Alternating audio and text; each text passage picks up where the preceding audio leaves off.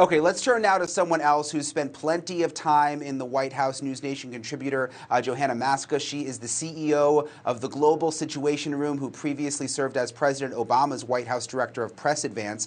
Johanna, thank you for joining us. I mean, again, you worked in the White House too. You spent a lot of time there.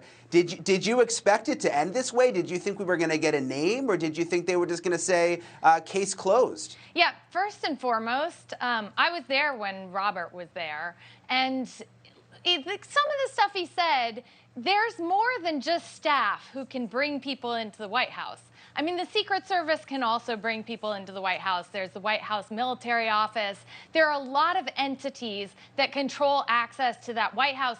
The Secret Service is the one who controls waves. So when this first came out, I thought the biggest problem I have right now with our politics is that I think someone could have planted this, and that's messed up, right? So I've been texting Mick Mulvaney, and I've been like, what do you think of this? And he's like, all we both have said, to each other is, if this had happened in the Trump White House, all of the media would be having a heyday with this. And I said, they would blame it on the kids too. And he was like, I think that actually the, press corps would say, we are demanding President Trump take a drug test. This is could be the responsibility of his erratic behavior. And that is like the ugliness, right? The truth is, though, Brian, anyone who's on the White House staff has gone through a really rigorous process. You go through an SF-86 and you have to admit everything. You admit any affair you've had, you admit any drug you've done, and if you don't, it will be found out because the FBI goes and checks with all of your previous employers, your previous neighbors. They went to Pizza Hut, where I used to waitress, and they talked to my former colleagues at Pizza Hut, and they wouldn't just ask, did Johanna ever do drugs? Wow. They'd ask her, who were her enemies? And then they'd say, okay, then we'll go talk to them, and then they'll say, did Johanna ever do drugs? Whatever, it is. So the truth is there's a pretty rigorous requirement for a year to get employment in the White House. And after, you've passed this, if you have used drugs, you have to be drug tested pretty regularly. So I have a hard time Let me ask you this, Johanna. It makes sense. I'm curious, though, because, from the outside, I mean, you were on the inside. An outsider like me, I'm thinking, if I worked in the White House, I would be scared to bring drugs in. I'd be scared to bring that much coke in, thinking, oh, my gosh, I'm going to get caught. It's going to be a big deal. I mean, when you work in there every day, do people just, they have the guts to do that? Is it just like any other place you'd work?